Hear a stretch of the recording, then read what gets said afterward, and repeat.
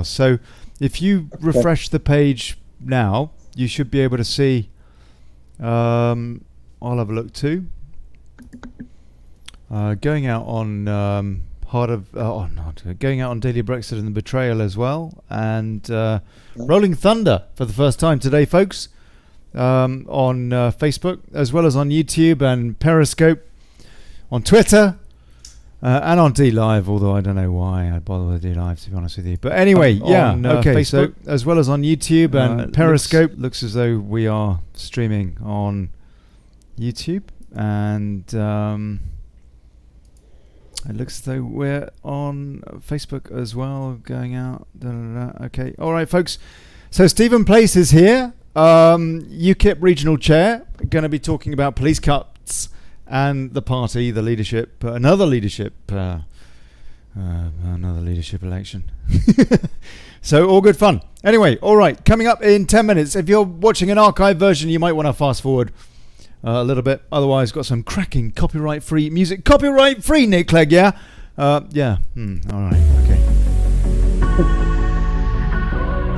10 minutes, Stephen.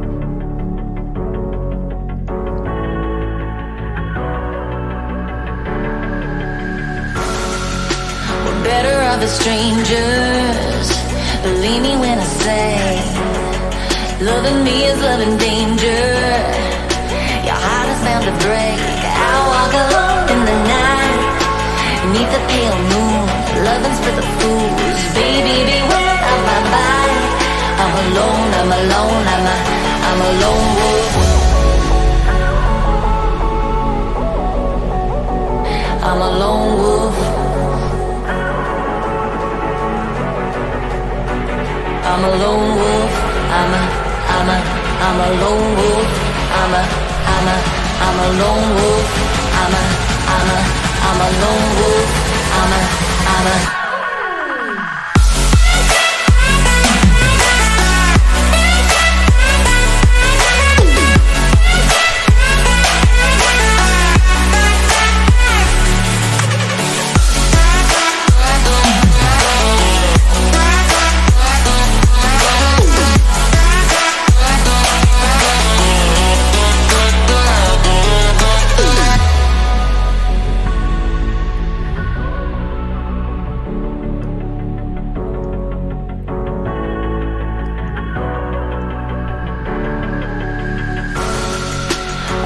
Through the shadows and the corners of your mind, I go where the wind blows. I run but I don't hide. I hear the call of the wild, whispering my name. No, I can't be tamed. My heart belongs to the night. I'm alone, I'm a lone wolf. I'm a lone wolf. I'm a lone wolf. I'm a lone wolf. I'm a lone wolf. I'm a lone wolf.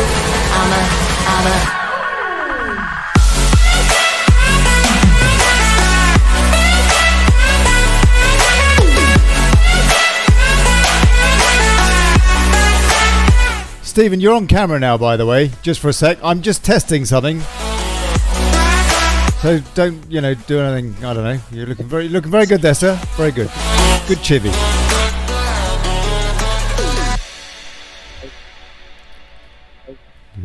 Copyright free Facebook. Yeah, coming up in 7 minutes, people. No, I'm not a writer. Yeah. Okay. Yeah.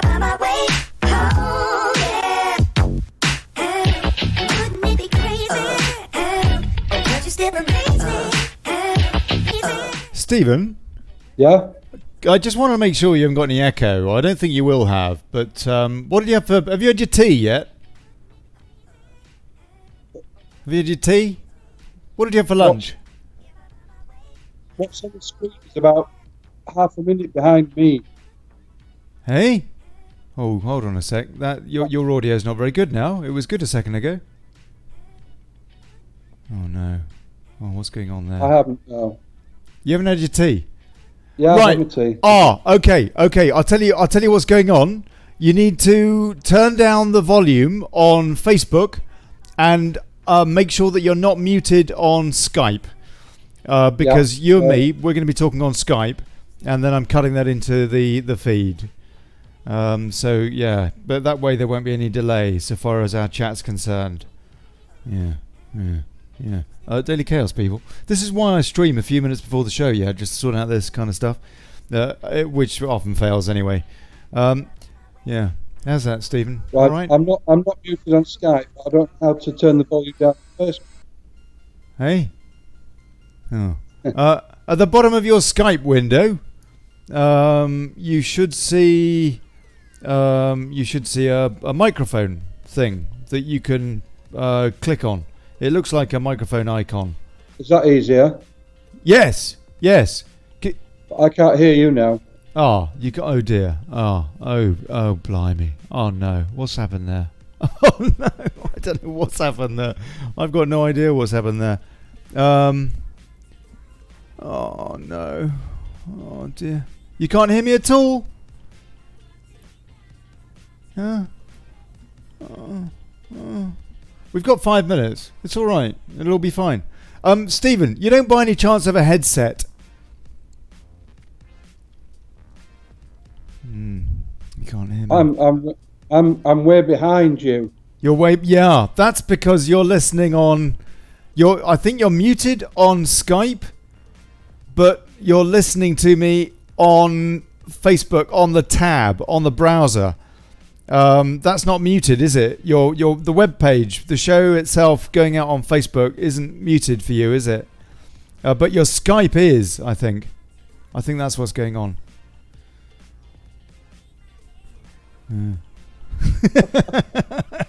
It's all good fun.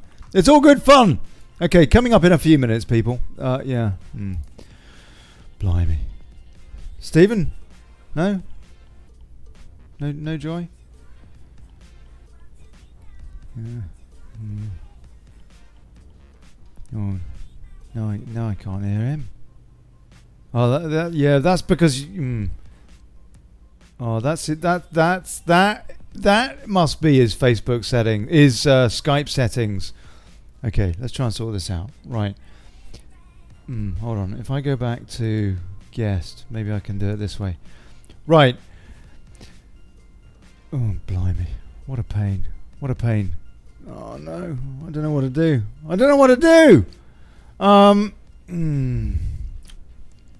Blimey. Get a desk producer. That would be a good start. So, right, Stephen, your Facebook, is that muted?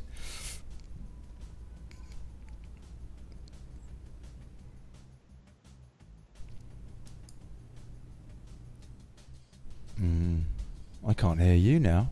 I can't hear you. Hold on a sec. I'm gonna do something that I should be able to hear you, but nobody else will be able to. Well, it'll echo for everybody else, I imagine. So at least I can hear to try and talk you through this, Stephen. So, Stephen, your Facebook tab, that needs to be muted. The show itself, the live stream, that needs to be muted. But on your Skype client application, when you open that, when you're looking at that, that needs to be unmuted. I've done that now. Good. Yeah. All right. And right. You can hear me straight away. Yeah. No latency now. I can hear you perfectly. I can hear you perfectly. But my picture on Facebook, my picture on way behind. Yes, it is. It is. There's nothing we can do about that, sir. Yeah. But at least you've got the tab open so that you can see any comments that people make and then join in with that. So yeah, but yeah, good man. All right, okay, lovely. Right, we're there. Oh, superb. Okay, all right. We're a bit of chaos. Got to have a bit of chaos, haven't you? After all, I mean, crying out loud. 3 minutes, people. Oh, blimey. 2 minutes. Just got to sort out my news tabs. Yeah, for copyright-free Facebook.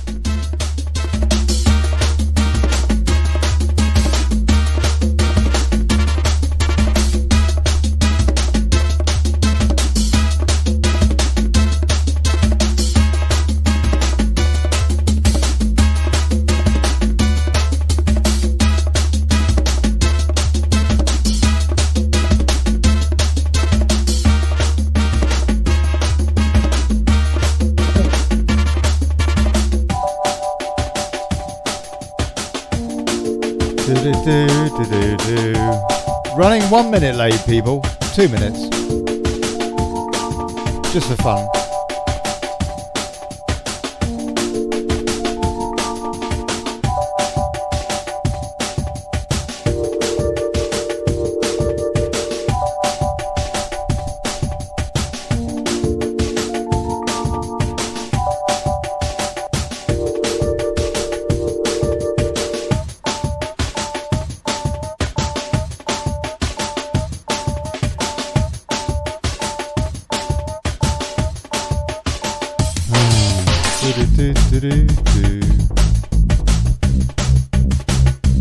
Blimey, that's a bit hectic, isn't it? Oh dear. Only 1 more minute of this rubbish, people. Sorry, it's not rubbish. It's great. It's copyright free.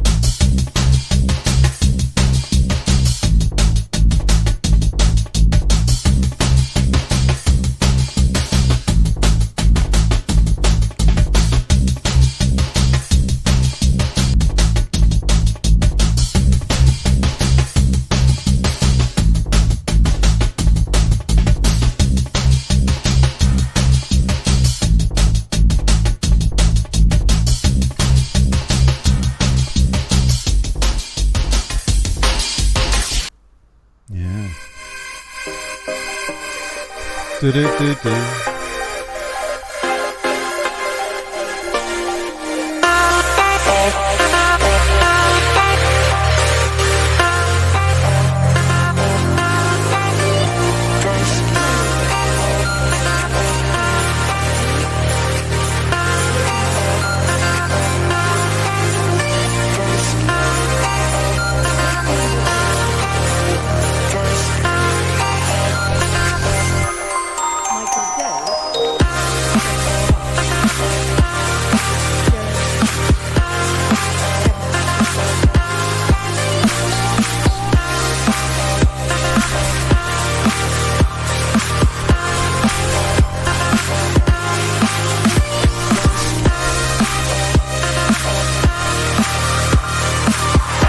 Right. Holiday.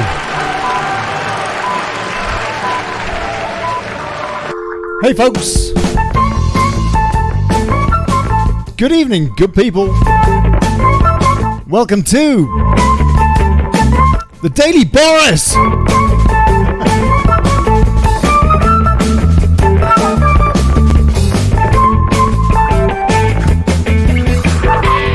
Holding democracy to account, fighting for self-determination, and exposing plutocracy.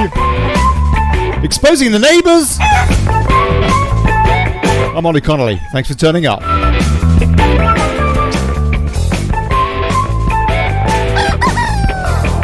And now, police cuts and UKIP now. Gun crime, knife crime, acid attacks, ghettos, no-goes. Ex-cop and UKIP regional chair Stephen Place talks prevention, crime and punishment. And he's likely got something to say about another leadership contest for UKIP. He's here now.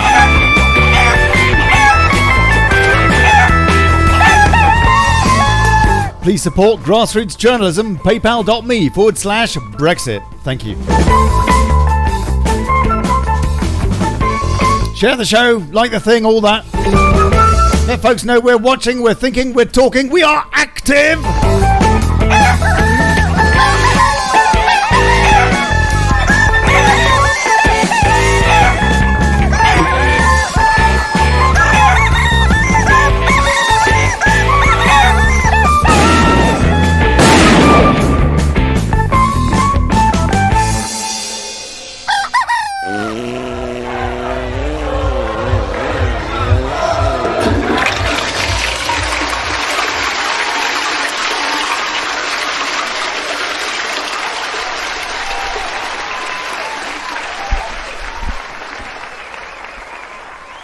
Stephen Place, roll call, sir. Can you hear me?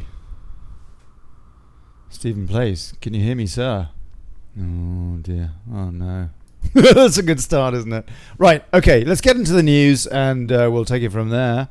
Hold on a sec, what's that? Oh, blimey. Right, all sorts of chaos. Good, okay, yes. Oh, blimey, it's a Monday. It's definitely a Monday. Do you know what I mean? Right, let's just have a look at what's going on in the world of fake stream. And Boris Johnson leadership bid in disarray, according to the Not So Independent, as the debate is cancelled. The Sky debate, I guess, over no-show. And Tory MPs threatened to collapse his government as it happened. And seeing as we have got so much chaos here tonight, I guess I better look at the comments quickly and make sure, folks, that you can hear me. So please let us know if you can. Stephen, can you hear me? Stephen plays. I don't know what's going on with Stephen. Oh, blimey. I might have to call him back or something. Okay, all right. So, according to Not So Independent, Saudi-owned Independent, Jeremy Hunt warned that a government led by Boris Johnson could collapse immediately due to a fragile coalition of people supporting his leadership. The remarks from the Foreign Secretary came as he accused his rival in the race to succeed Theresa May of cowardice for pathetically avoiding questioning and trying to slink through the back door of number 10. Or maybe he just is fed up of having his private life intruded upon by nosy neighbours and, curtain twitchers, I think it was, that Foggy Moggy called him. Mr. Johnson was also warned by Tobias Ellwood, a defence minister, that around a dozen Conservative MPs would vote against his government if he pushed for a no-deal Brexit, which of course is not a no-deal Brexit, it's a WTO deal Brexit. Not So Independent, risking a general election. I don't know, what do you think, folks? Bring it on, I say. Let's see what happens off the back of that. It's maybe a bit of a risk as to whether or not we get a Labour stroke SNP stroke Lib Dem coalition, or whether or not, more likely I would say, we get a Brexit party with Tory and DUP support government coalition. I wonder. That really would finish things off, at least if that did happen. Jeremy Hunt has accused Boris Johnson of cowardice after the favourite to become the UK's next Prime Minister refused to discuss the noisy altercation with his girlfriend. Writing in the Times, the Foreign Secretary said his rival was pathetically avoiding questioning. The bottom line here is that these neighbours, who have been sponsored by the EU in their work, for crying out loud, they are EU apparatchiks, went upstairs to the flat upstairs and put their tape recorder to the door. If that isn't premeditated snooping, I don't know what is. And then they sell that to the EU lovey Guardian newspaper and so on and so forth. Talking of which is another one of the same camp. In Bildergraph, Tory leadership latest, Ken Clarke says he would be prepared to bring down his own government to block no deal. Not no deal, by the way, Bildergraph, WTO deal. WTO deal. Let's get it right. It's not a UK-EU deal, that's correct, but it is nonetheless a deal to trade with the world. Jeremy Hunt tells Johnson, according to their headlines, to commit to head-to-head within 2 weeks. Boris Johnson is still planning to live with Carrie Symonds in Downing Street. So they say, Boris Johnson, we care. Do you care? Do you care? Do you care? I got to say, all I care about is getting out of the EU. That's all I care about. I don't give a damn about the guy's personal life as long as he's not hurting people. I did understand there were a few plates chucked around or something. Was it a domestic between them, for crying out loud? Boris Johnson apparently says we can, must and will leave the EU by October the 31st. The next Prime Minister. Latest odds and polls, Boris Johnson's lead narrows, according to Tory Graph. And they say that Ken Clarke, the former Chancellor, has said he would be prepared to bring down his own government in order to prevent a no-deal Brexit. The father of the House of Commons and longest-serving Tory MP said that he would be prepared to vote with the opposition in a confidence motion even if it was tabled by Labour. So I have one question for you, Ken Clarke. Why did you run on the Tory manifesto to deliver Brexit? You are a liar, a duplicitous liar, and worse, you're somebody that shared an office as a whip with Tim Fortescue, who admitted under the Heath government that you were both whips in the same office. Your colleague Tim Fortescue admitted that they took depraved MPs that raped children, paedophiles, and they covered up their crimes in exchange for having them support that government that took us into the EEC. No questions that I know of, none whatsoever, have been tabled at you, Ken Clarke, about that, which just about goes to show how disgusting is the behaviour of BBC News, for example, who've had you on Question Time more than any other guest. Absolutely sickening. Okay, so apparently you can hear me, folks, and I'm trying not to shout here because I have given up shouting for Lent. But my guest, I don't know about you, Stephen, where are you, sir? Because I would love your take on what's going on. Can you hear me? I can, yes. Excellent. Right. Stephen, tell me. To be honest with you, I think there's so many points you've opened there. The first thing I would say is I genuinely believe, and I'm not a conspiracy theorist by any means, but I genuinely believe that this is the biggest stitch-up going to get Boris out and stop him becoming the PM. It does look like it, doesn't it? I mean, these flatmates, this couple. The press. Go on. You've got other MPs involved, other parties involved. I think the couple that rang the police, if they were thinking seriously that the girl was in danger, they did the right thing. But as soon as the police attended and found there was nothing wrong, that was it, end of matter. But to record it and then to sell it off to the Guardian, that just says it all to me. And then the fallout from it is unbelievable. And when you look at the past, some of the MPs involved and some of the things that they've been up to, you know, it's disgusting. And the press have never, ever stopped since about it. Every single programme has led with it. Every news programme has led with it.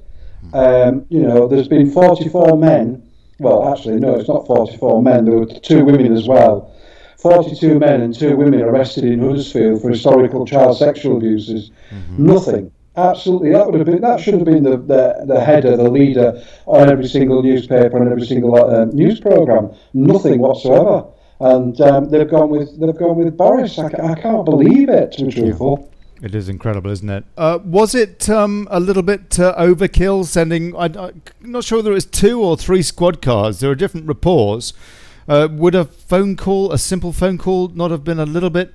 It just makes me wonder how deep this conspiracy is that they send all these... Yeah, I think 2 things. They were definitely sent a car to a domestic disturbance where people are reporting. I think there's more than 1 report.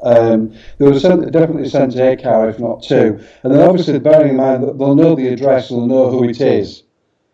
You know, and not on their watch. If anything else untoward was happening towards Boris Johnson, the potential future Prime Minister. That's right. Yes. They did right. You know, they would have panicked and sent as many cars in as they could.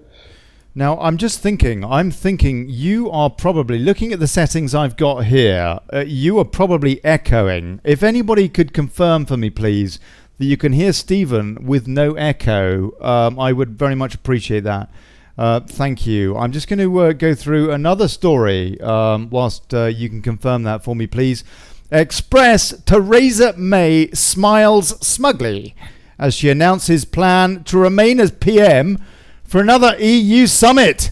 Let's hear what she has to say. What a pain, this woman. How do we get rid of this woman? The UK supports President Tusk's approach to create a package of candidates across the top jobs, which reflect the diversity of the European Union. As there was no consensus on candidates at this meeting, the Council agreed to meet again after the G20 this coming Sunday, as well as holding further discussions with the European Parliament. So, Mr. Speaker, while I had originally anticipated that this would be my final European Council as Prime Minister, I will in fact have one more. Oh, blimey. I don't know. I mean, there was talk today. I was listening to PM on Radio 4, Stephen, and they were looking ahead at what might happen. And sure, it is true that the future Tory government, it has, as it is, a wafer-thin majority.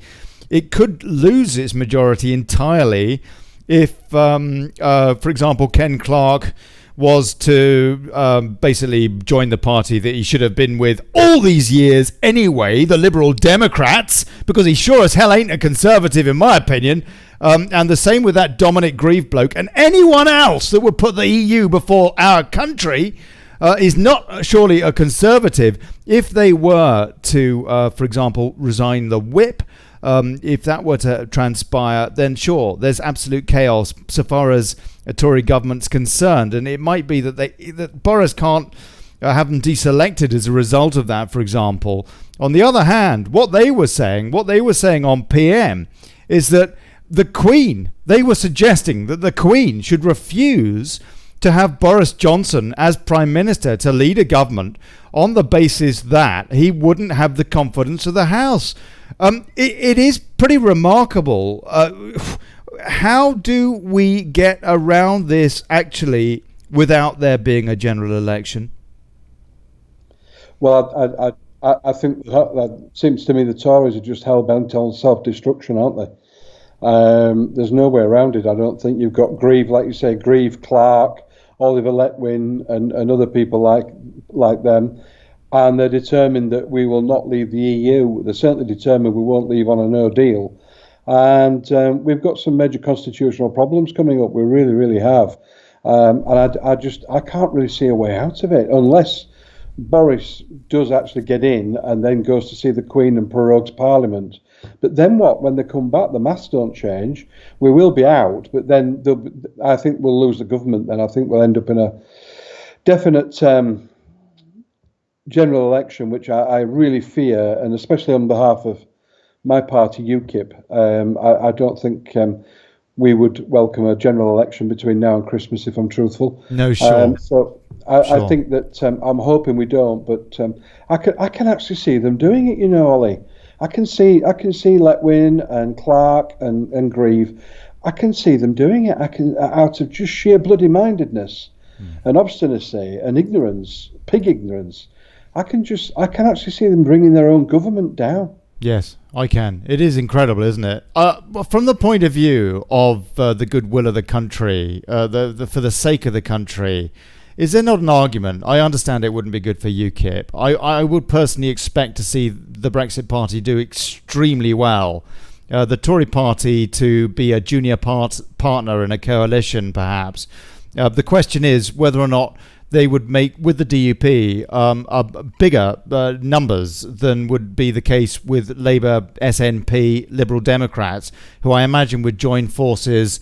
I don't know. Jeremy Corbyn might have something to say about this, Benite that he is, but the Keir Starmers and all the Blairites in that party, I'm sure, would like to put together that kind of a coalition as a Remain coalition. If they could somehow, I don't know, get rid of Jeremy Corbyn in the meantime, it's extraordinary, isn't it? Well, would it not be for the sake? Would it not be for the good of the country, in a way, to have this general election and maybe to see a thorough transformation of our politics? Well, I think there's a thorough transformation coming anyway.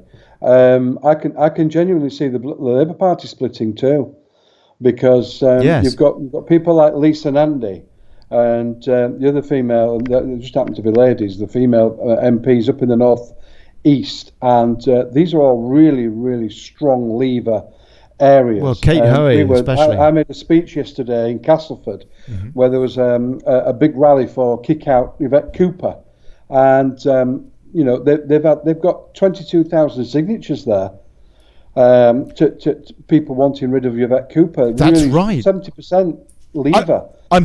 Yes. No, hold on a sec. Sorry, say that again. Of her constituency, how many voted to leave?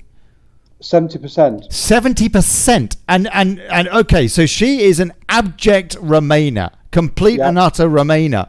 And so you're saying how many people have signed this petition to have her deselected now? 22,000.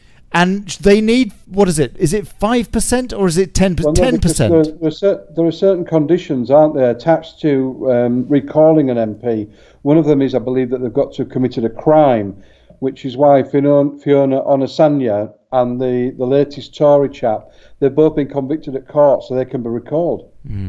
Yes. Okay, so that's one of the. They have to be convicted somehow.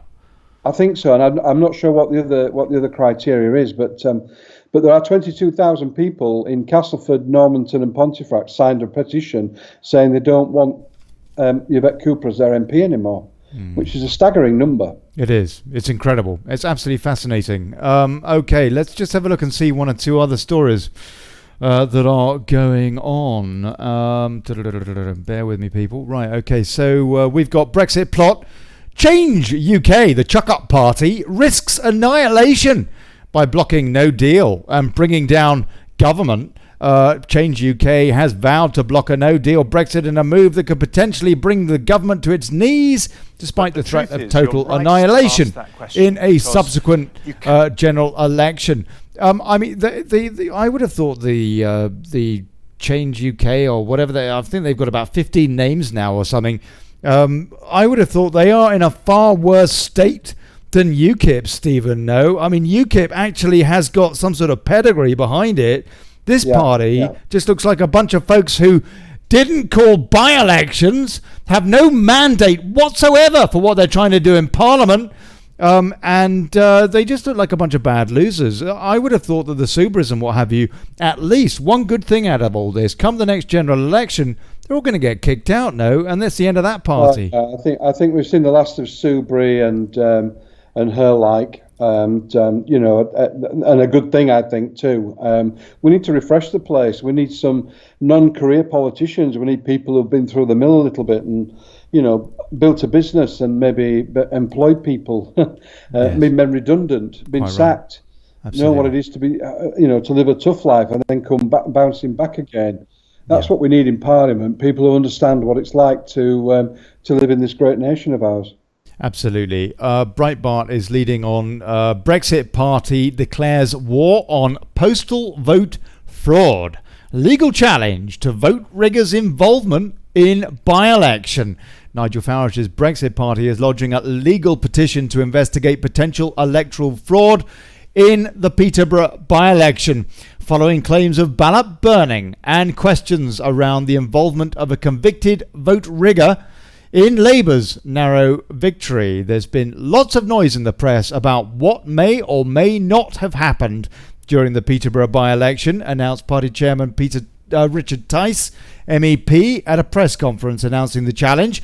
There have been allegations of impropriety, he carried on, and allegations of vote rigging, and question marks about the presence of a particular individual in the count room and what he was doing in the Labour campaign, he said, referring to Labour activist and convicted vote rigger Tariq Mahmood, and revealing a short video showcasing his criminal past and involvement in the Peterborough campaign, alleging that he acted as an agent for Labour candidate Lisa Forbes. There are all sorts of significant questions about the Peterborough by-election, said Mr. Tice. How much did Lisa Forbes, the elected MP, know that she had a convicted electoral fraudster in her team who would count as an agent, he alleged? And why did the Labour Party deny his involvement when clearly one can see he was significantly involved? Why was Tariq Mahmood unauthorised in the inner count room? Why did the council initially deny that he was in the inner count room until we presented clear photographic evidence?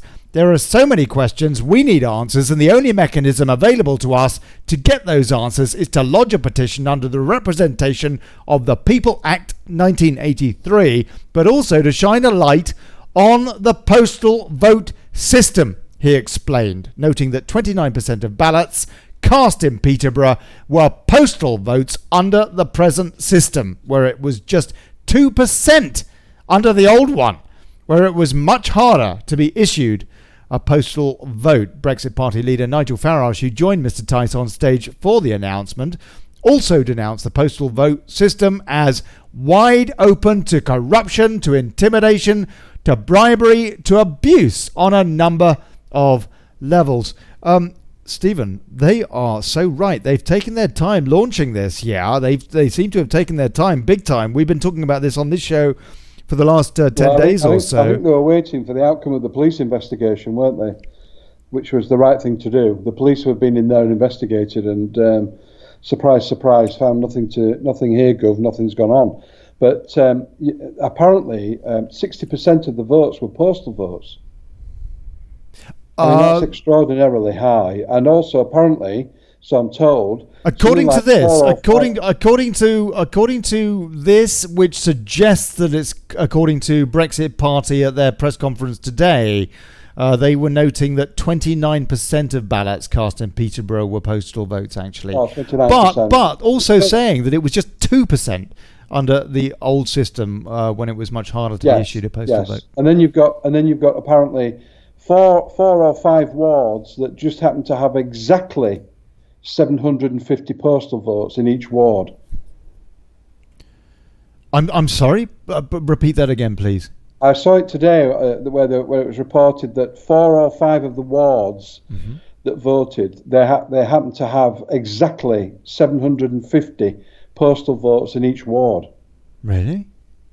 So you don't have to be a detective, dear, or a genius to work out what's gone on there. Let's be truthful. What has gone on there? Would you suggest? Well, I think they've absolutely corrupted the postal system. That's what I think. I can't prove it, but you don't have to be a detective or a genius to work it out. They've got this guy in there in the count room, etc., etc. Postal voting, it's ridiculous. In 2017, when I stood for Parliament, in one of the in the constituency where I stood, one of the houses on the voter register, we went and had a look at it because there were 11 adults registered at that house with 5 families there, and it was a tiny 2 up, 2 down, semi-detached. Blimey, yeah. It's incredible, isn't it? It stinks a little bit of South Thanet, but the bottom line is electoral system in this country, just like the rest of the country, is off its axis. It's completely and utterly corrupt, and it's wrong. The crucial thing, though, is that this needs to be sorted out. I mean, a by-election, it would be nice to have more Brexiteers in the House of Commons, of course. To win a by-election here and there would be fantastic from the point of view of Brexit, to try and hold that House to account. But on the other hand, what is surely really, really, really crucial is to try and get this corruption sorted out before the general election. Absolutely. But whether there's a will and a want to do it, I don't know. We've got to get rid of first past the post, for one thing, and go to a proportional representation system which is fairer. You don't get the overall majorities and things, but you get a closer working coalitions between opposing parties, and they sort of compromise on certain things and stand up and don't compromise on others, and I think that's a fair way to go. If we had a proportional representation system, then in 2015, UKIP would have had 84 MPs. As it is, they got 1. It's incredible. Okay, let's take a few comments from people before we get into the thrust of tonight's conversation. Mark Alexander Pickering says, yes, bring on the fraudster Labour Party. Kim Gilson says, we need direct democracy because it's obvious we cannot trust those that are supposed to represent us. It's the only way forward. Your comments, Stephen, please, on direct democracy. How's it going to work? Nobody's ever been able to put in front of me a comprehensive, fail-proof, corruption-proof system. How's it going to work? That's what I want to know. There are some people that say it should be run on the blockchain, and that would be a way that it would be impervious to corruption. I don't understand the technical. I can't even get the technical right on this show, let alone understand the blockchain. I don't know if you have any idea about that. Is it not something that should be explored? I know that John Rhys-Evans, previously with UKIP, was very, very keen on this. Now with DVP, no. Yeah, but it didn't work. The cost of it and running it was prohibitive, and the amount of staff you need to. But that was based basically on coming up with policy, people being able to directly input their own ideas and thought processes, on different policy areas through a computer, basically. But the filtering of it and the gathering of that data and evidence and coming up with something that was genuine is just too difficult, I think, and too costly. But actually, voting wise, you can clear the voting up in 2 seconds, make it compulsory for everybody to vote, as I think the Australians do. Make sure you've got voter ID when you go. And then if you need a postal vote because you are elderly or infirm, or because you're going to be away on holiday, you simply go and register yourself for that and prove with air tickets or whatever, receipt for an holiday or the doctor's note to say that you can't make it to the voting station. It's not rocket science, is it? And it would sort it out with no problem. Interesting points, and I completely agree with you about the ID. And I'm a libertarian. I used to hate the idea of people having to have ID for anything, frankly. Yes. But yes, I agree with you. But you need don't have ID any choice for everything now, don't you? You need ID to hire a car. That's right. Youngsters need ID to go in a pub and buy a pint. You need ID to go and get a new computer from PC World. So what's the problem? I think I just don't see the problem. Times have kind of raced ahead, and we don't seem to have a lot of choice, such as terrorism and what have you. With regards compulsory voting, that sounds pretty harsh. What if I want to spoil my ballot? Would spoiled ballots be counted? Well, they'd just be counted as spot ballots, wouldn't they? I'd like them to be, and accounted for. But at the moment, they're counted, aren't they? But they're not accounted for. No, that's right. That's right. Okay. Well, at the local elections that have just been in May, at the count, some of the comments on the on the spot ballots were unbelievable. And not repeatable here, Ollie. I'm sorry. And not repeatable here. Yvette Thwaite says students had been registered to vote and they knew nothing about it. That is another issue. We should remember from, for example, I think what happened in Canterbury, where it was traditionally a Conservative seat, had been for about 90 years. At the last general election, it turned Labour because of the student vote, they reckon. And then it turned out that a whole bunch of those students were registered twice to vote. Once at their mum and dad's place, and another time at their hall of residence. Do you know, are you aware at all if the Electoral Commission have held to what they said after that election and are properly investigating the student voting debacle? I wouldn't hold your breath. I wouldn't hold your breath. I've not heard anything since apart from it. But again, it should be a criminal offence. Yes, that's right. Why do we pussyfoot about? Why do we honestly just behave like a set of lily-livered namby-pambies? Let's just get on with it and make the country safe and sound and corruption-free. And the only way to do it, especially with voting, is, for me anyway, is to do as I said, and that's sort out the postal voting, proxy voting. It's absolutely abused like nothing else. Yes, absolutely. I've seen that chart, says Amanda Momtazi, showing all the 750 votes from each area. They also show that 750 were sent out and exactly 750 came back. What is the chance of that? What is the chance of that? Do you believe in coincidence? Sarah Boland says, I've never been a huge advocate for having to have IDs in a free country, but it now seems it's going to be inevitable to try and keep our democracy. Sarah, I'm completely with you.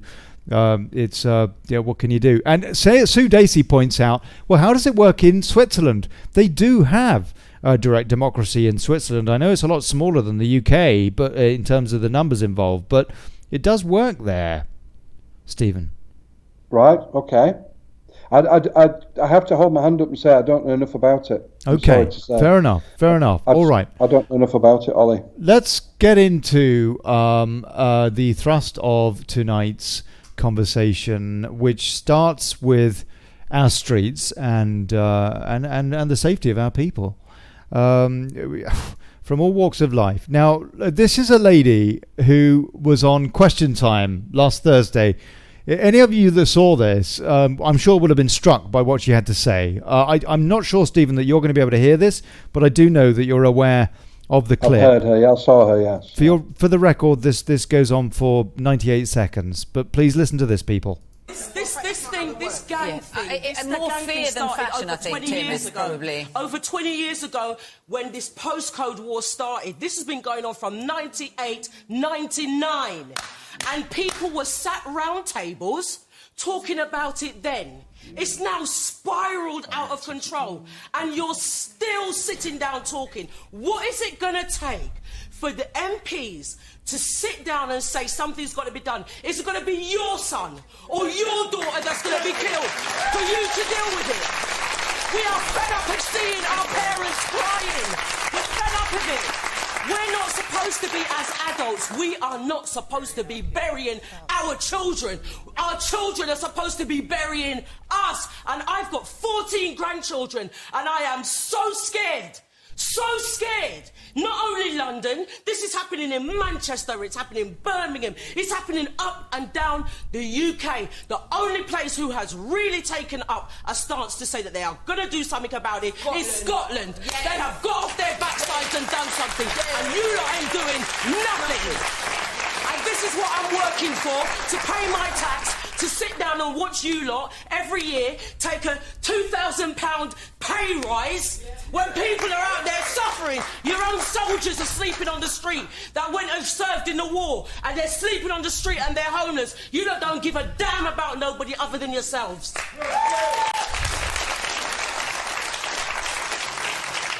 I got to say that for me was the most poignant moment of last week. Stephen, could you hear that, sir? I did, yes. I saw it all the time, and I heard it as well just now. And she's absolutely right. You know, you can tell by the passion in her voice. You know, the anxiety in her voice, and she's absolutely fighting to death for her 14 grandchildren. And she's got absolutely every right to be so scared. Is she correct in what she says about Scotland having sorted this? Or curtailed this terrible problem that we have, at least throughout the rest of the UK? Or is it as simple as that? I don't know. I don't know the difference. Well, Scotland had a programme. They turned it into a healthcare issue and funded it properly. And they had a programme which went on for quite some time.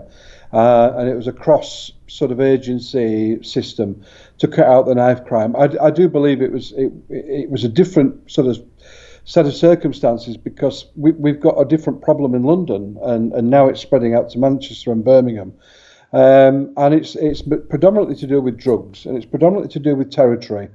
You see these films on TV where they're talking to these so-called gangsters and the drill music and all that kind of thing.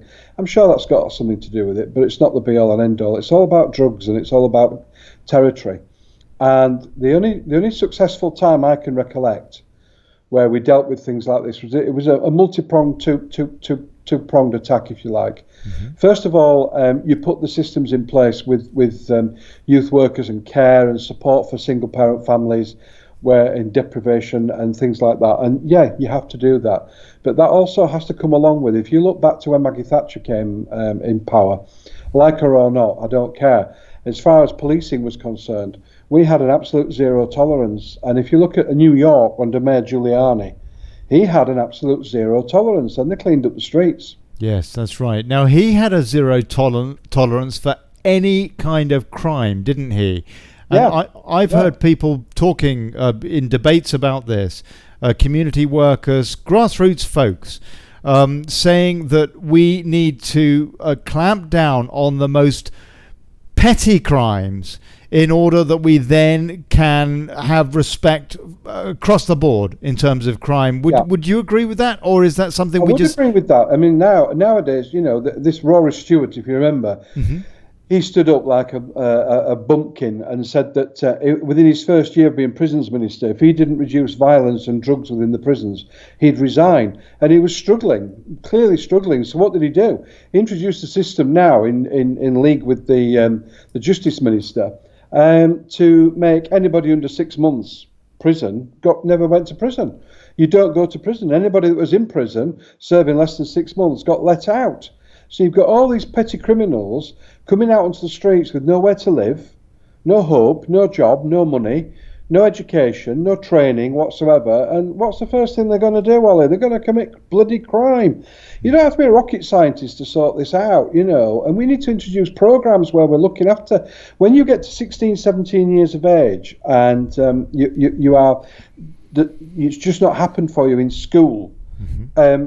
We need to recognise it earlier at 13, 14, when kids are just simply not academic, they've not got academia.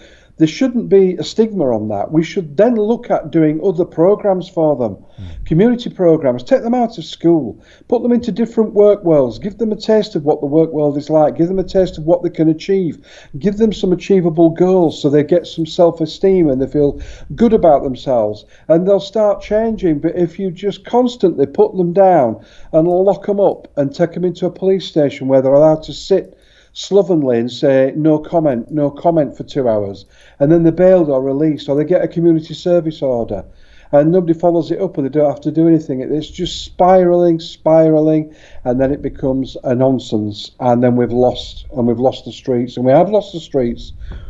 I feel so sorry for the police force, I really do. They're on the verge of collapse, the British police force, and they were the best in the world. I've never seen anything like it. What would you say? So this is a multi-pronged problem, yeah. We've got education, which is part of it, or the fact that we're not looking to the individual child. We're just, I don't know. Is so far as schooling is concerned, is that down to targets? Is that down to trying to? Well, it's down to targets, and the fact that in a class of 37, you've got 20 odd different languages being spoken, and not much English going on, and interpreters and classroom assistants and things like that. So that is an enormous problem, and that is not working, and that needs addressing and sorting out. How you would do that, I just don't know. But I think we need to think outside the box. And what do they do then? You look at these kids, Ollie, the pressure that they put from 7 years old when they first start getting tested, and then they're just all the way through the pressure they undergo until they're 21, 22, and then they've been lucky enough and clever enough and got parental support. They go to university. A few escape the bind of poverty and escape the bind of living, with parents that can't afford to, and they get to university, and great for them, but not all the good ones do. Yeah. But you've got the other kids, and I say other loosely. I don't mean any detriment at all to children. It's just a fact of nature that some kids are not going to be as bright as others. Hey, there's different types of intelligence, Stephen. No? We have to introduce different things for these kids. We have to look at them differently and give them something that's achievable in their lives. Absolutely. There's different types of human beings, full stop, for crying out loud, and that is that is why humanity is so incredible, is the fact we've got such diversity in what we can do and achieve, but we have to have a common set of values. You're saying that what, in any one class the people are being taught not in English as a standard? There are loads of classrooms all over the country where there's 37 children, and there'll be 20 odd different languages and different kids from all different parts of the country in those classrooms. Are people not taught? They are at least taught in English, though. Surely kids are encouraged. They have to speak the national language, no? Well, as far as I'm aware, that is the case. Yeah, but if you've got a child that's just come into this country, etc., and is settled and gets into a school and doesn't speak English, they're automatically straight away going to be at some deficit, aren't they? Yeah, sure, absolutely. And obviously, then the children that live here, and I don't just mean white children. Let's make that clear. I mean kids from every kind of background that are born and bred here, speak English as a first language or as a second language. They're going to be held back because there's a large amount of children that can't speak. We've got to address that. We've got to sort that out. But it's later really in life when they get to sort of 13, 14, there's no parity of esteem whatsoever between, say, vocational training and vocational work. Going to university, it's all about going to bloody university. Yeah. And those kids that go to university, we put them under so much pressure, and then we land them with a 50-odd thousand quid debt round the neck before they even start working life. What sort of society is this? where we treat children like this, and I find it incomprehensible. I really do. And does it really, I don't know. Have these technical colleges not helped? Well, what technical colleges? There used to be technical colleges which were fantastic, and you could go there and you could choose a trade, or you could try tasters in all different trades. You could try being an electrician, you could try being a brickie or a plumber. You could try, learning how to drive properly. There was just so many things that you could do. Computers, graphic artistry and all that kind of thing. But now, how many kids are doing social media studies? Well, I guess they all are. I guess they're all spending way too much time. How many of them? Then you've got to look at as well, Ollie. If you put a course on for something, and I've got first-hand experience of this in the equestrian world. There's equestrian colleges all over the country, and they do higher national diplomas, first diplomas, national diplomas, higher national certificates. They do all these different qualifications in say, horse care. And then how many of those kids that have been and done those qualifications for 1, 2 and 3 years, the colleges capture them for 3 years and have 3 years funding out of them. How many of those kids actually go on and work in the equine world? Hardly any of them. So you're saying basically the fundamental problem so far as school is concerned is it is one size fits all, and there isn't enough. Exactly.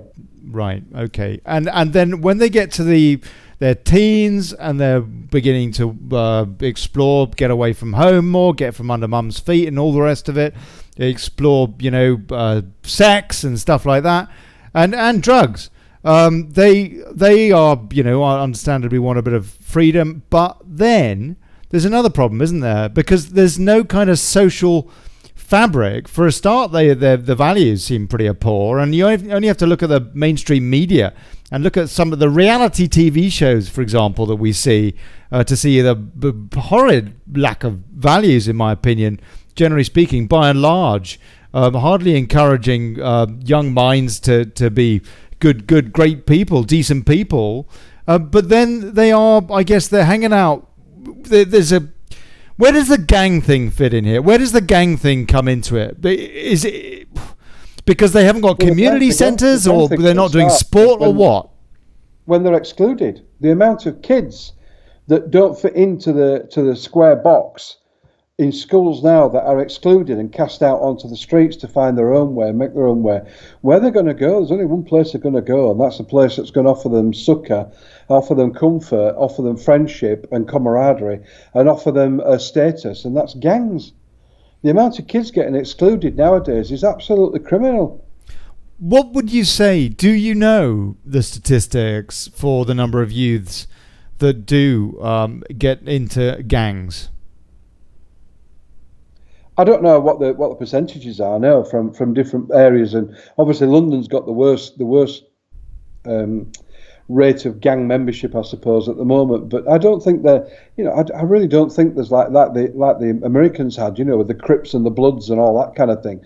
I don't think we've got that at the moment. These are small numbers, like 9, 10 in a gang type thing. Mm-hmm. And you could more or less sort that out, but it's going to grow and get bigger and worse if we don't stop it. But we've got to offer these kids an alternative. We've got to give them something different. Yeah, absolutely. Okay, all right. So aspirations. That's so far as prevention's concerned. Another part of prevention, I guess, is having a friendly Bobby on the street corner. Although that now doesn't seem possible, because we seem to have got to the stage where it is just not safe to have a Bobby on the street corner anymore from the point of view of the Bobby. We're almost we've got to a stage now where it's a vicious circle, I suppose. Well, yes, because I mean, neighbourhood policing as it is and as it was is gone, finished, and if you'll ever get that back, you could get it back. But I tell you now, you're gonna have to have a complete different mindset change, a real sea change within the country itself. We need to bring back respect and honour and. Knowing the difference between right and wrong, and there has to be some consequence for committing wrong. At the moment, there's no consequence. It's a joke. It's an absolute joke. I've got some stories here for you, Ollie. Let me give you a couple of these. There was an illegal immigrant growing cannabis And he then was arrested, and his conviction and everything was put on hold because he claimed that he was being held under slavery. And so another 6 months later, another major investigation found out that actually he wasn't being held as a slave whatsoever. And so they had to deal with all that. And this is the kind of thing that they're going through. There was a man he was on a community order, this man, whatever that is nowadays, for growing cannabis and stealing electricity to grow that cannabis. Okay. The police went into his house and arrested him. And there were guinea pigs running all over the house. So this is what these poor coppers are very doing. high guinea pigs. First of all, had to gather all the guinea pigs up and put them into somewhere safe. Right. And then this man lost it completely and bit a policewoman, and he bit her quite hard. And he was kicking and punching her. So let's get back to the start again. He's on a community order for growing cannabis and stealing electricity. Mm-hmm. He hadn't complied with any of the community orders, so the police officers went to knock on his door to lock him up for that. When they got into the house, there were guinea pigs running all over the house, which makes it slightly funny and takes the edge off it. But he went absolutely nuts and kicked and punched a policewoman and bit her quite badly. And he got a 1-year conditional discharge. Right. So there you go. Knife crime in England and Wales last year was reported knife crime cases were 40,829, which is 6% up on last year. 40,000 different individual acts of crime involving a knife. And then you look at the poor coppers that are having to deal with this, and anybody that says to me, they've all become politicised and they're all bad, and I'm not having it at all. I'm talking about West Yorkshire now, Ollie, just in West Yorkshire. 479 officers were off with sick, and that's with stress and PTSD, which is a rise of 70%. And police suicides are going up, I understand, as well. Yeah. 7,000 last year. 7,000 policing days were lost due to stress and PTSD. 7,000 policing days. But of course, they have their successes and what have you. But this is another. How about this for a fact? 747 known offenders from overseas, including murderers and rapists, have disappeared into our society. Great. 747, and you wonder where we're going. And there's only one way you can lay the blame with this, and that is for the last 9 years, firmly and squarely at the feet of the Tories, and for at least 8 to 10 years before that with the Labour Party. You talk about the drugs being an underpinning problem of what we see now on our streets.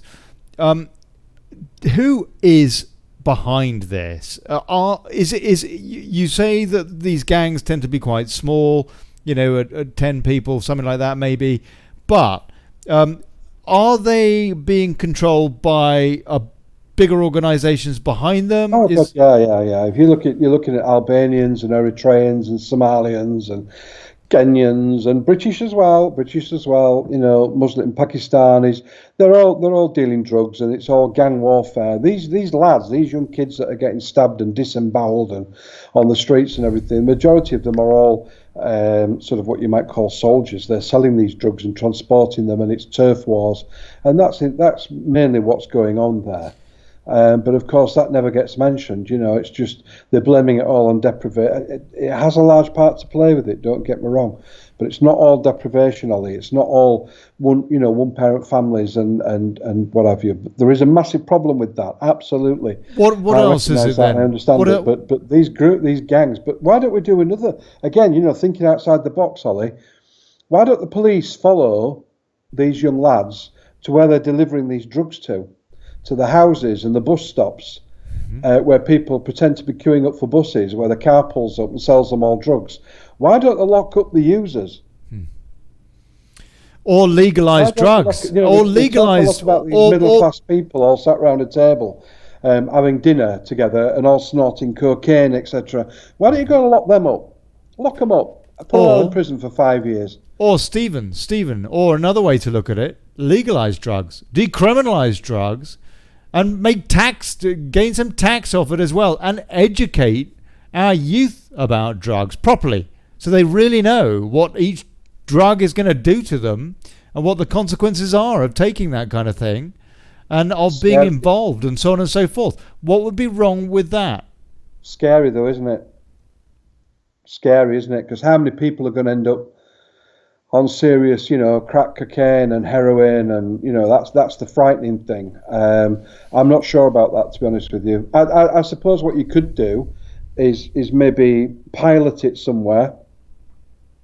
Choose an area to pilot it. I'm not sure. I don't know. I mean, I'm lucky. I've never smoked. I've never ever taken drugs. But I like a drink. Who doesn't? But I drink in moderation nowadays. Can't handle it like I used to. But so I've not got an addictive personality. But I know people who have.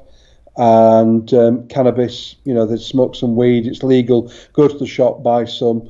Suddenly, it doesn't become as big a fix, bigger hits, bigger high.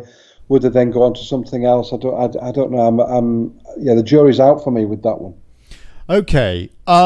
So far as the policing of this problem is concerned, and the WHO being behind this, are the police doing what they can to try and tackle these gangs, or can they not, or what? Well, I'm sorry. I'm talking about the not the soldiers here. I'm talking about the people that are bringing in the big quantities of whatever kind of drug, and that are basically using these kids, presumably incentivizing them with some fair profits or whatever, some pretty big profits, but nonetheless using these kids, and that are ultimately creating this problem, or as you say, also the user, you could argue, is creating the problem as well. But from the point of view of, if you like, the drug lords, what is being done to try and tackle those? Very little. Why not? Very little, but that's purely a resourcing issue. Right. All the old detectives have gone, the drug squads have gone. They'll have certain officers attached to certain things and looking at certain things. But when you've got 900 police officers in London who sit at a desk, looking at a computer and checking out to see if I've put anything that might be hurty and not nice on the computer, and then they'll come and knock on my door. That's what they're doing, and we've got to prioritise what we're about, haven't we? We've completely lost it, Ollie. I'm telling you now. The police force are absolutely demoralised. They don't know what to do next, and they've got nowhere to go next. What percentage? How many extra cops do we need? What have we got, and what do we need? Well, they say the regular figure quoted now is that we've lost 21,000 police officers since 2010, since the Tories came into power, with the cuts and everything else. Well, that might be so, but we also lost 7,000 PCSOs, who were the bobbies on the beat, talking people, doing the good works. And then we've lost, obviously, a lot of the older end detectives. You've lost all that experience. You've now got to have a degree before you can be considered to be a police officer. So, really? They're losing the common sense allocation. They're losing the recruitment directly from estates and places where they will actually police, which is what happened when I joined. Yeah. So that's all changed. But you've got direct entry now, where you've got managers coming in at inspector level and chief inspector level. They've only got one eye on the prize of the next rank up and a big pension. So the police force is a real mess. I honestly believe, with the growth of our population too, and the type of people that are coming to live here, not all of them, but we have a lot of seriously problemed people coming to live here. I think we need minimum 30,000 more police officers. Well, I mean, 21 plus 7, that's 28,000. As you say, lots of experience being lost. And if we're just bringing people in that are essentially managers more than police now, that's a massive, massive problem in itself. I think we need a national. It's time we had a national police force. We've got a national crime agency, which is great, but that wants expanding and growing, and they can deal with, the large grooming gangs. They can deal with large scale fraud. They can deal with trafficking and of people, human trafficking. I'm talking about, and drugs, of course. But my God, to resource that, you'd need nearly 20,000 in that, and then all the 43 local police forces that still exist. They can then concentrate on dealing with The zero tolerance on antisocial behaviour, zero tolerance on manic lunatic driving, which goes on, zero tolerance on burglary and minor thefts and things like that. And we could then maybe have a look at doing it, but at the moment we've completely lost it. Do you know what the budget is for policing the UK at the moment? No, but I know it's less than the welfare bill in London. Less than the welfare bill just in London? We spend more on welfare in London than we do on policing and defence. Than we do on policing, surely, not defence. Defence surely is considerably more, 2% of GDP, no? How much do we spend on defence, Ollie? I don't know the figure, but 2%, 2 point something Right. percent, 2.3, 2.4%, I understand.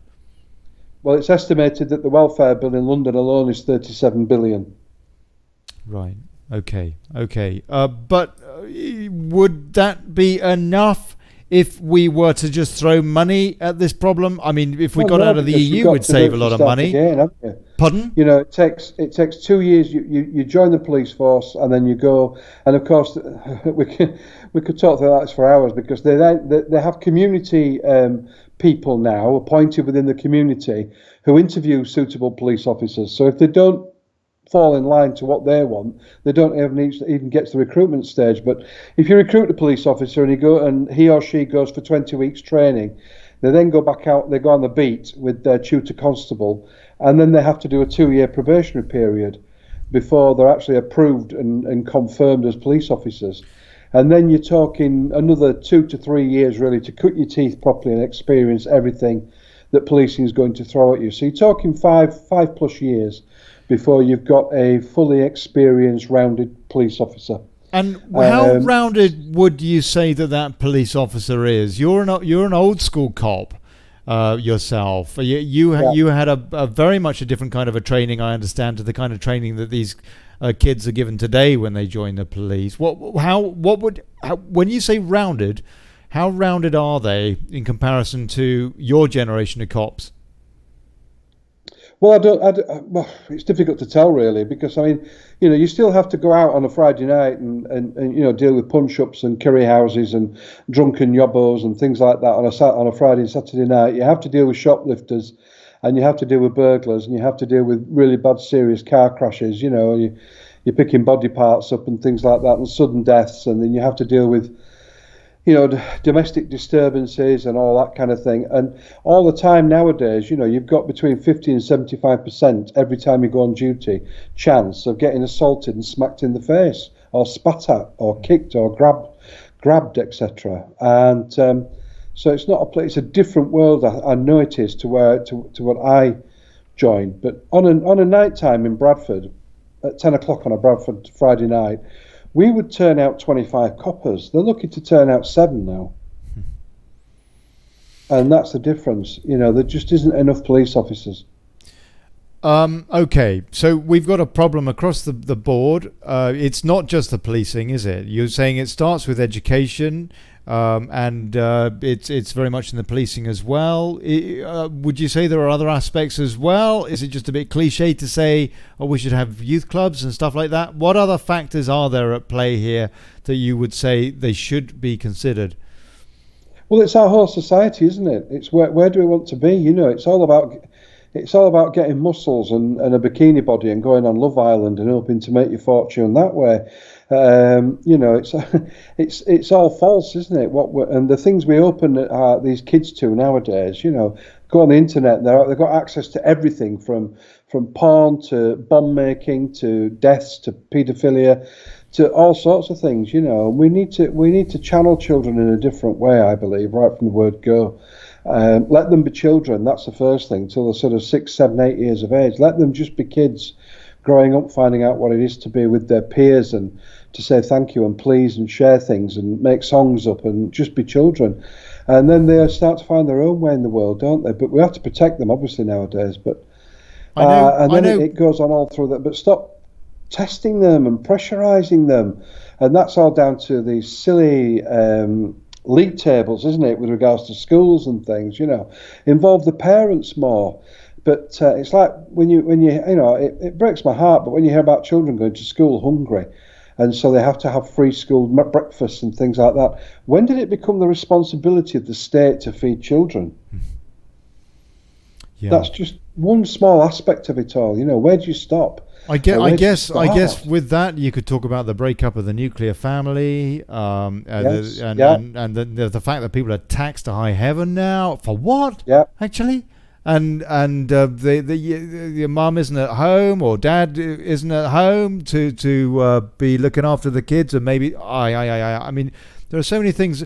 So I know you're a party man, regional chairman for UKIP, for crying out loud, but do you see any hope whatsoever with any of the political parties, including UKIP, by the way, having a responsible policy to try to reverse this terrible downward spiral that we seem to be in? Well, yeah, because I think we'd have UKIP would have a two-pronged approach. We would address the issues. A lot of these one-parent families, if it's just the mother, tends to be just the mother. They're sometimes working 2 or 3 jobs, so the kids are running. They are alone and running wild, etc. And you can't blame. The whole system of involving deprivation and school after-school clubs and something to give the kids something to do, so we can channel them and we can push them forward in a responsible, good way. Casting them out on the streets. That's what we need, Ollie. And so we would do that, but we would also we would introduce mandatory sentencing. And hello, Ollie. Okay, hold on, just 1 second, Stephen. Hello, good evening. You're on Daily Brexit. Who's that? What would you like to say? Ollie, it's Yvonne Tierney. Hey, Yvonne. How are you? Hello, Hi. Yvonne. I'm just listening to the programme just now. Go on. I can't comment because I'm on another 30-day ban. All right. I just wanted to tell you about something, but I can see Stephen's still talking. No, that's all right. Is it all right No. to mention it now? Go on, Yvonne. What would you like to say? Lovely that you called in. What would you like to say? And turn down the mute the tab thing on the browser. I'm ringing you from a landline, Ollie. That's all right. Mute the show on your web browser because we can hear it in the background. And what would you like to say, Yvonne? I just wanted to. I can hear myself on there now. Just it's. Wait a minute. That's right. Yeah. When you call in, folks, mute the browser, mute the show. Go on, Yvonne. What would you like to say or ask? I can't. I'm ringing you from a landline, Ollie. That's all right. Mute the show. Mute the show. How do I mute it? I don't know how to mute it, Ollie. I don't know. What are you listening to it on? Well, you're listening to it on. I'm listening to you on my mobile, actually. Ah, okay. I don't know. Ask your question anyway. Go on, ask your question. No, I'm not asking a question. Right. I just want. You're going on about all this drug business, right? Yeah. Now, my daughter, who lives in, I live in Leeds, but she lives in Horsforth. All the neighbours are wonderful, but my daughter, over 2 years ago, had a lady moved in with 2 children, right? Mm-hmm. She's on crack cocaine. Oh, Yvonne, it's terrible hearing that in the background. Can you not hear me? I can, but I can also hear everything that's going on in the background. Just very, very quickly, very briefly, please. All I'm saying is that my daughter's had to put up with this and the other neighbours for 2 years. And she's had her children taken away from her, as this woman. Mm-hmm. Can you still hear me? Yes. Yeah. Now, the neighbour and my daughter, it's been horrendous. She should have been evicted from that house. It's a 2-bedroom house, a council house. She's still living there, but all the drugs, the neighbours' druggy friends come round and waking people up in the night, all the rest of it. But this woman has a social services person that looks after her. Mm-hmm. Yeah. Now my daughter's had to fight with the council. She's now got a chap who's been very good, and he's been to the neighbours to find out what they've had to say about it. He's collected all this, and my daughter's written everything down. She's still in that house, and I've spoken to this guy, and he says we have to go through a process. You know, it's like they're looking after them. Everybody else is suffering because of this one woman. Yeah. And it's just ridiculous how it goes on. She should have been evicted from that house straight away, but they have to ask her first. They have to ask her if she'll leave the house, not tell her that she's leaving. So what kind of a house is this? What kind of a house is this? It's a private place where she's renting and she's having her rent paid for by... It's a council house.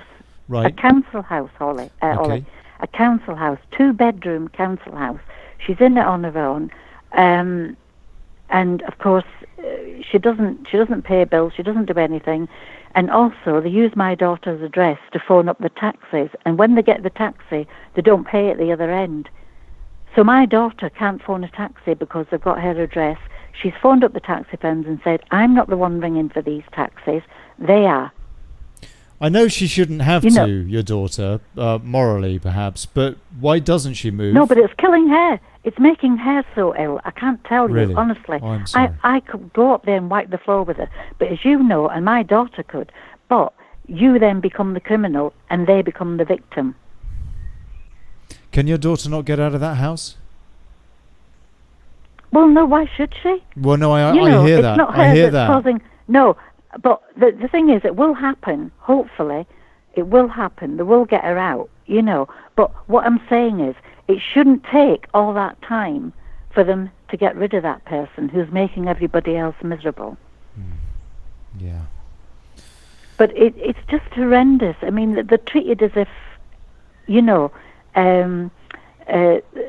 that they're in the right, but I mean, they should be dealt with swiftly. Do you think that society is too lenient? Of course, yeah.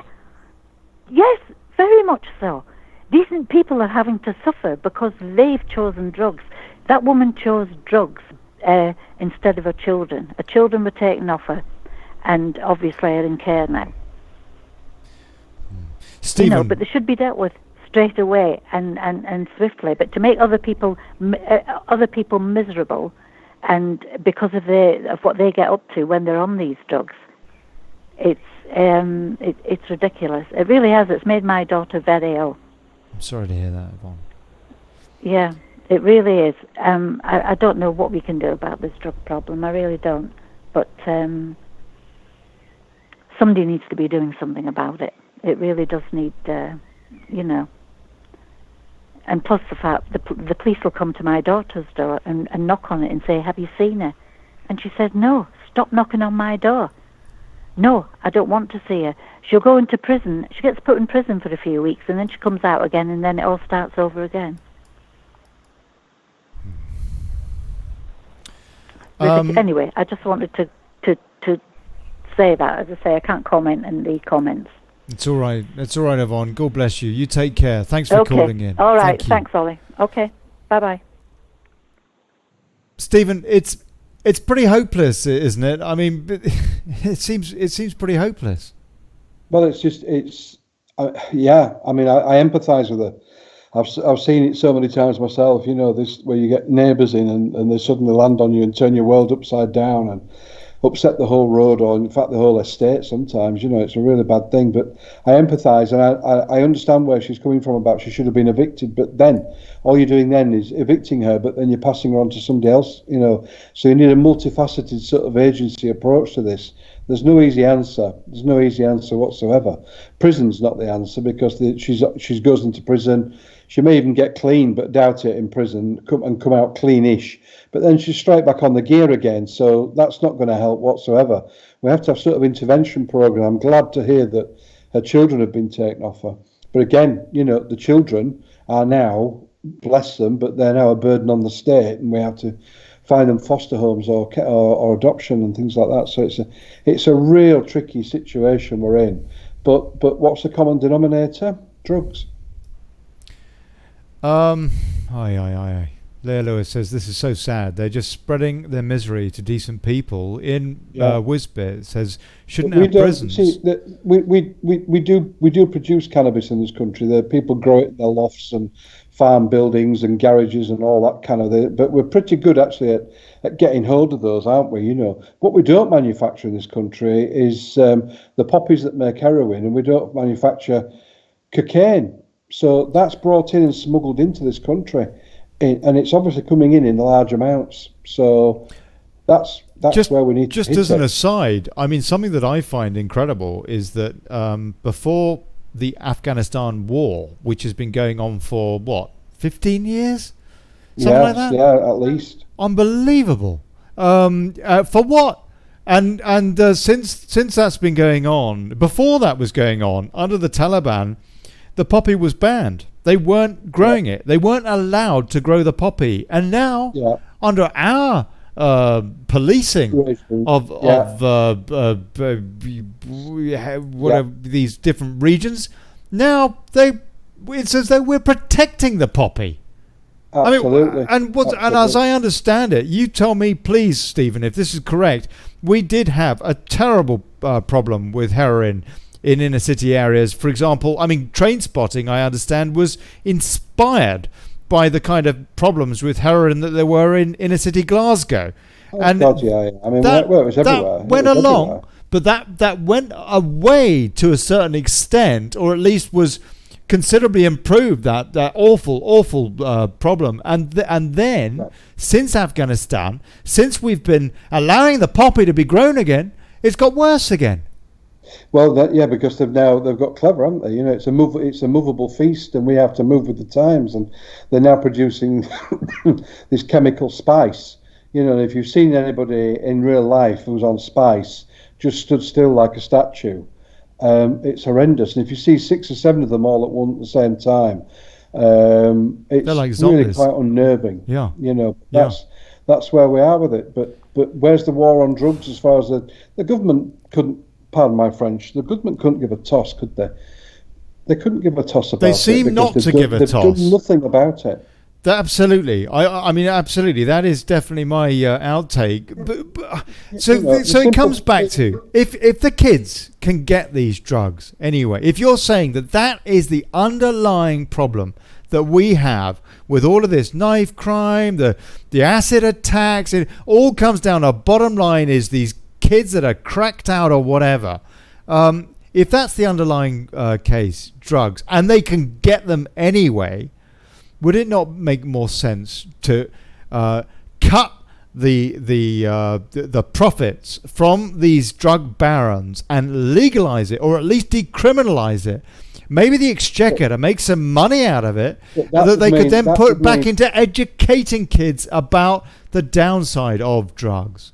I know where you're coming from, but that would mean import-export licenses to import heroin and crack cocaine from Colombia and places like that. Where are we going to get it? We don't make it here, so where are we going to get it from? I'm not saying about Class A's actually, but I'm talking about at least cannabis and possibly cocaine, because cocaine. But the thing about cannabis is, you know, it does bring hallucinations on and flashbacks, and it has great potential to make people very, very, very paranoid and depressed. Yeah, there is some pretty damn serious stuff out there these days. When I was a kid, it was way less an absolute trippy. Scourge, isn't it? You know, absolute scourge. There's no easy answer whatsoever, and I'm sure there's cleverer men and women than me that have got better answers than me. But I think, you know, you have to hit it from all. If you're going to do it, but you're going to have to hit it on the suppliers, the dealers, and the end users. I hope that this is a debate that it's a debate we need. No, I would like to see more discussion about this, frankly, in the mainstream media, as to what we can do. There doesn't seem to be enough, and then we get that lady that was on Question Time last week, absolutely desperate, wondering what on earth she can do. Distraught. To move on, and we haven't got too much longer now, Stephen, and I'm very, very grateful for your time, sir. But I did want to ask you, please, what was going on now with UKIP? Presumably, there's a leadership contest that's pretty much going on now, no? Yes, yeah, there's a leadership competition. The nominations opened last Friday. They closed this Friday. And I think we've got 4 or 5 names in the bag. But they closed this Thursday. I beg your pardon, Thursday at 4 o'clock. But until we know who's actually paid the deposit and got their 100 centre signatures and actually put their papers in and everything, we won't know who the runners and riders are, really.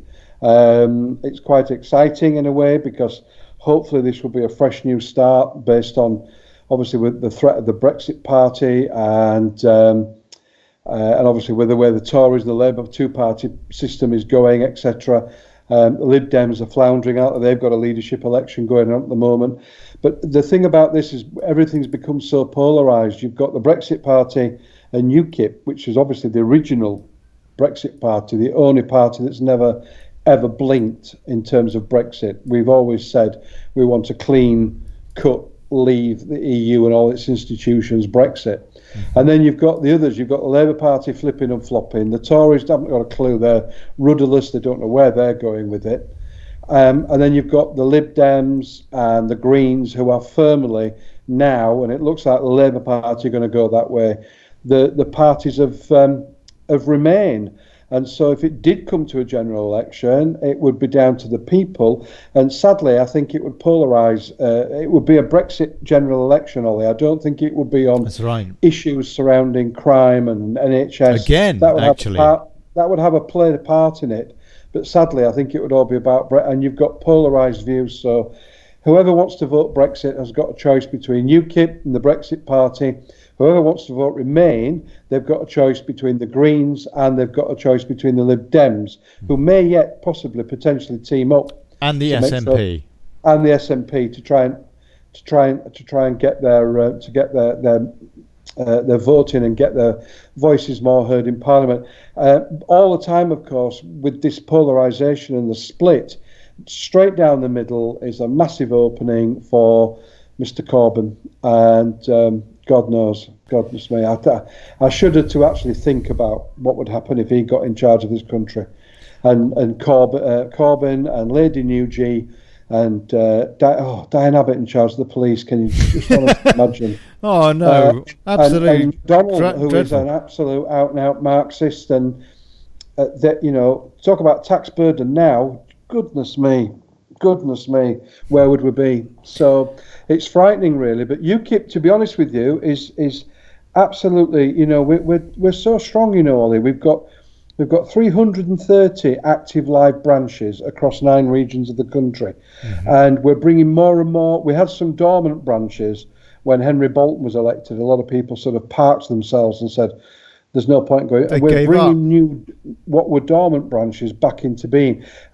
I've just brought 4 new branches that were dormant back online with fully functioning active committees and lots of members, and they're all starting to do good works in their constituencies and their wards. And we're starting to celebrate now good works and things that are going on, and where we're helping people and all that kind of thing, We've got a by-election in Bridlington North. We've got a really good candidate there, Gary Shaw's. Good. I'm really hoping that we're going to be successful there. And so, UKIP's never stopped, really. We've had all our silliness and nonsense at times, but we've never stopped doing the things that we've always done, which is help people and get programs underway and help elderly people and young people and fight off things. In Barnsley 3 weeks ago, there was the Barnsley Council were trying to stop free school lunches, and they had a march and a demonstration, and we had UKIPers there marching with Unison and everything, and we've got that decision stopped now for a good 7 to 9 months while they review it. So all these things are going on, but people, we never get to be able to tell anybody about it. If we get 2.5 minutes on Mar, or 2.5 minutes with Joe Coburn or something like that, they just bash us over the head all the time about Tommy Robinson and issues surrounding that. And Tommy Robinson has never actually been a member of the party. That's right. Yeah. And he can't actually join the party because we disallow those who have been members of prescribed parties before. But yet, Tommy Robinson, if he applied and they allowed him, he could join the Labour Party and he could join the Tory Party. and we're constantly labelled as racist. When actually, when you think right now, this minute, which is the only British political party currently under investigation by the Equalities and Human Rights Commission for racism, harassment of people who follow the Jewish faith, and for anti-Semitism, and that's the Labour Party. Right. And it's the Labour Party that label us all the time. We had a big march in Castleford yesterday because there's a big momentum for, it's called Kick Out Cooper. They want to get rid of Yvette Cooper. They feel very let down by her. There were people there from every walk of life. There were Communist Party there, Labour Party members there, Tories, UKIP, Liberal Dems. It's a cross-party group that want rid of her out of that town. And Yvette Cooper then tweeted that some far-right Tommy Robinson supporters have descended on Castleford today. It's cheap, lazy, labelling MPs, and they want kicking out, and we want some new blood in Westminster. I hear you, Stephen. Westminster wants completely changing round and revamping totally. And we might actually start to get somewhere in this country, but I hear you, and I hear the frustration in your voice, particularly the media perception. It absolutely disgusts me. With regards, and I know you, sir, do not have a racist bone in your body. Gerard Batten, he's done very, very well by UKIP, pulling it from the brink of bankruptcy.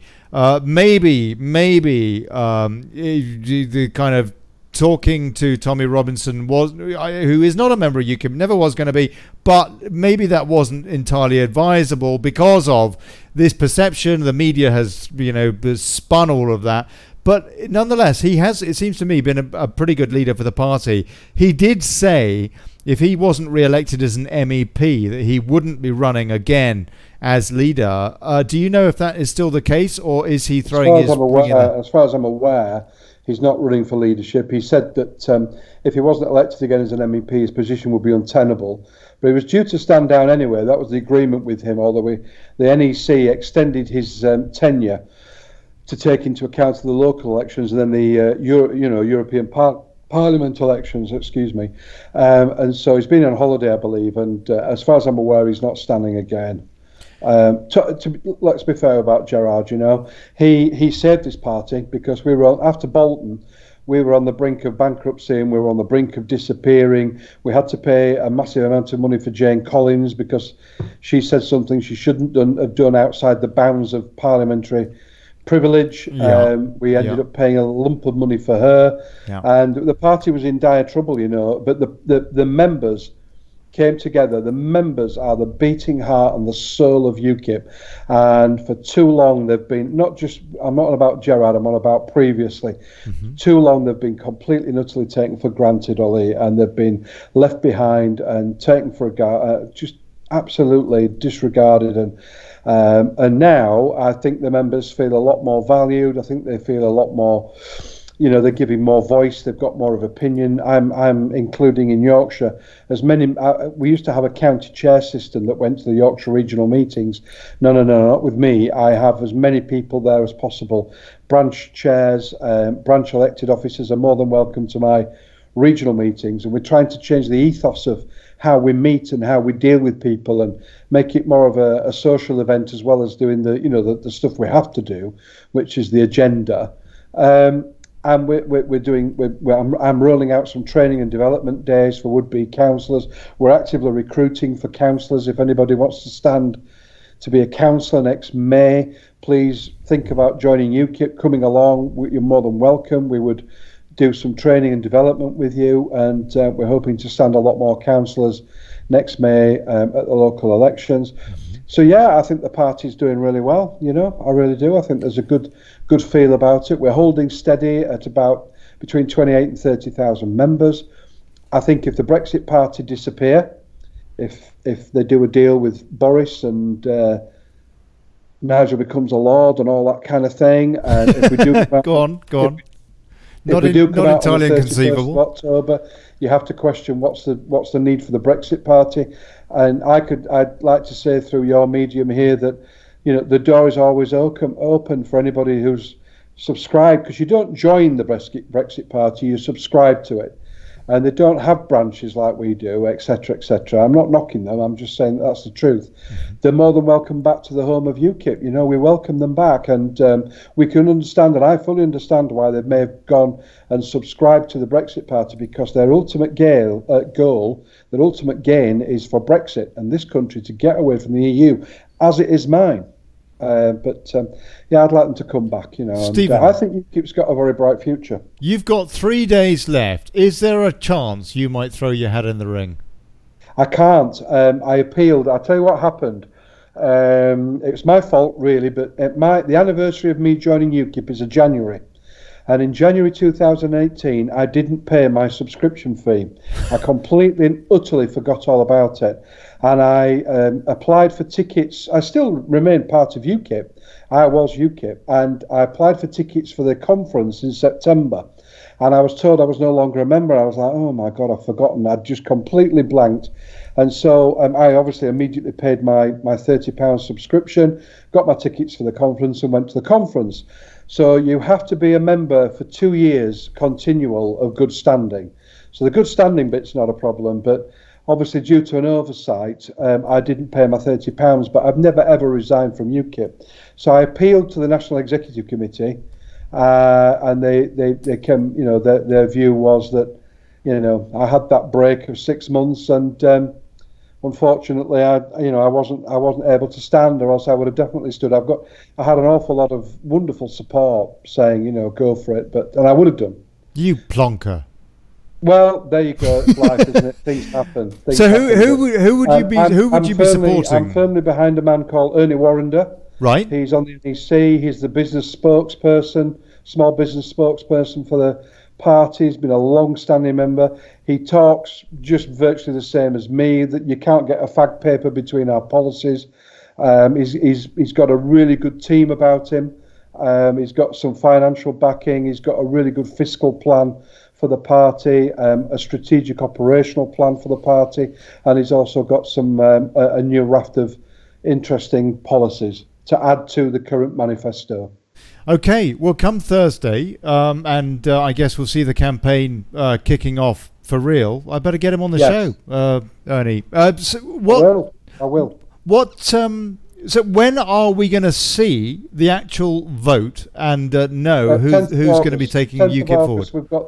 Sorry to interrupt. 10th of August is the new leader is declared on the 10th of August. Right. And then in September we've got our conference, national conference. So between the 10th of August and the conference, my personal view, it's just my personal view, is that the new leader, whoever he or she may be, I think they should get stuck into producing a new interim manifesto to be launched at the conference, and that's the manifesto we would then fight any subsequent, I hope not, but general election on, and then we can engage with the members across between August, September, and then next January, February, and get the members to feed into, and it will be a members produced, members driven manifesto for going forward for UKIP. And do we have any other names thrown into the hat yet? Yeah, we've got Freddie Vatchak. He's the regional chairman for London. He said he's going to stand. Ben Walker, who is based in Gloucestershire, he stood in 2017. He's going to stand. I understand Gareth Bennett, who is our assembly member in Wales. I understand he's thinking of standing. And a chap called Richard Brain from London. I think he was one of the MEP candidates. I think he's talking about standing. And a lady called Helena Windsor from London area, Kent area, right, Suffolk or wherever, I can't remember, Essex or wherever. Anyway, she's going to stand as well. And I think between them all, you know, they've all got their strengths and they've all got their weaknesses, if I'm truthful. That's lovely. Stephen, thank you very much indeed, sir. Good evening. And thank you very much indeed for coming back on Daily Brexit. Pleasure. Anytime, Ollie. Anytime. Good. Excellent.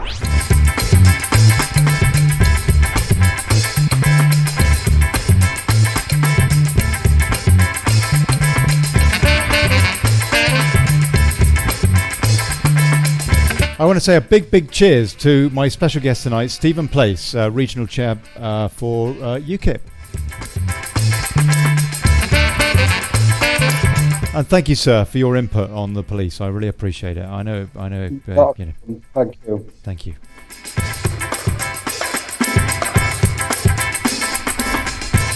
And hey, Yvonne, God bless you, darling. Thank you. Thanks for calling in. Chin up to your daughter.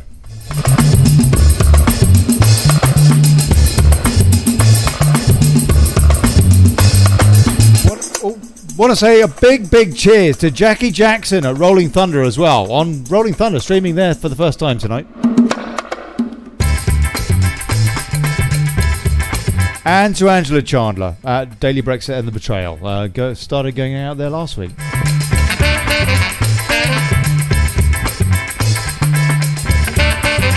And Ernesto Warrender, I kind of owe you a bit of an apology, actually, because we were supposed to get you on the show. I know, we were talking about it months ago, and it never happened. But anyway, we'll sort that out now. And come Thursday, we'll have a chat. I'll have a chat with all you guys, hopefully, and find out what your platforms are.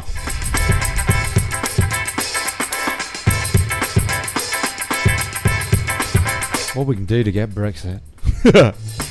And as you say, Stephen, to move on beyond Brexit, to get Brexit, and then to move on and get on with the things that really, really matter to people like that lady in that Question Time audience, huh?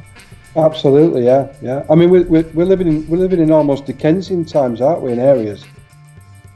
Yeah, we are. Thank you, Stephen. Bonkers. Thank you, sir. It is bonkers. This has been Daily Brexit. I'm Olly Connelly. I'll see you tomorrow at 7.